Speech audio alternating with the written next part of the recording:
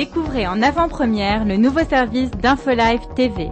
Recevez gratuitement chaque jour, en vidéo, les informations d'Israël et du Proche-Orient sur votre mobile. Pour vous abonner, entrez sur notre site www.infolive.tv et cliquez sur la bannière Service téléphone mobile. Vous êtes sur InfoLive TV, merci de nous retrouver pour ce flash d'informations. Ouvrons cette édition avec la nouvelle visite du ministre des Affaires étrangères français au Liban. Bernard Kouchner se trouve ce week-end au pays du Cèdre où il doit rencontrer les acteurs majeurs de la crise, dont notamment les représentants du Hezbollah et particulièrement Hassan Nasrallah, auquel il demandera des comptes quant au sort des soldats israéliens enlevés le 12 juillet 2006 par la milice terroriste pro-iranienne. Or, selon un rapport publié par le quotidien Anacher, seul l'un des soldats serait encore en vie. Et puis Israël a rouvert le point de passage Rafah entre la bande de Gaza et l'Égypte pour permettre aux milliers de réfugiés palestiniens qui avaient fui les combats dans le courant du mois de juin 2007 de regagner leur maison. Ces décisions relèvent de l'humanitaire, a-t-on dit à Jérusalem. Il ne s'agit en aucun cas d'un geste en direction du Hamas. Fin de citation. Dans la bande de Gaza, les fonctionnaires du Hamas ont été payés, c'est ce qu'annoncent les quotidiens palestiniens ce samedi. 10 000 salaires ont été versés suite au paiement des fonctionnaires de l'autorité palestinienne proche du Fatah en Judée-Samarie. La tension monte d'un cran supplémentaire entre le Hamas et le Fatah.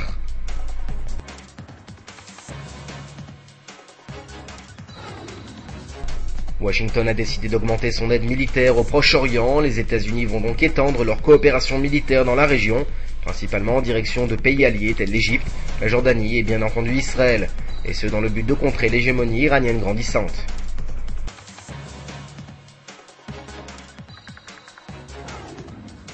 Suite à la visite des ministres égyptiens et jordaniens des Affaires étrangères en Israël la semaine dernière, le chef de la diplomatie égyptienne a fait savoir qu'il attendait une réponse positive de la part de Jérusalem à l'initiative de paix formulée par la Ligue arabe et principalement fondée sur le texte initial du plan de paix saoudien datant de 2002.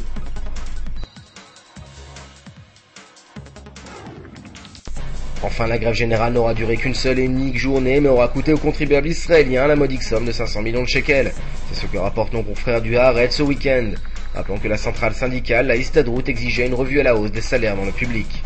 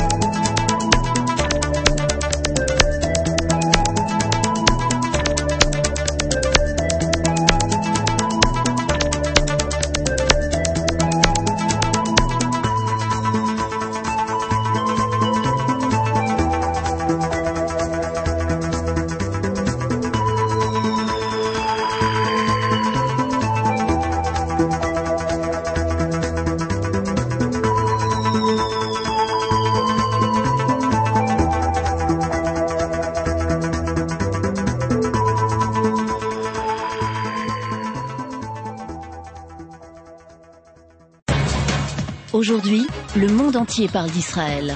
Mais qui parle d'Israël au monde entier, en temps réel, en 4 langues et en direct de Jérusalem? Infolive.tv, la première chaîne de télévision internationale israélienne. 24 heures sur 24, 7 jours sur 7, suivez de l'intérieur l'actualité d'Israël et du Moyen-Orient. Des reportages, des interviews, un grand journal et des flash infos en images dès que l'actualité l'exige. Infolive.tv, votre regard direct et vrai sur l'actualité d'Israël. Retrouvez Infolive sur internet www.infolive.tv.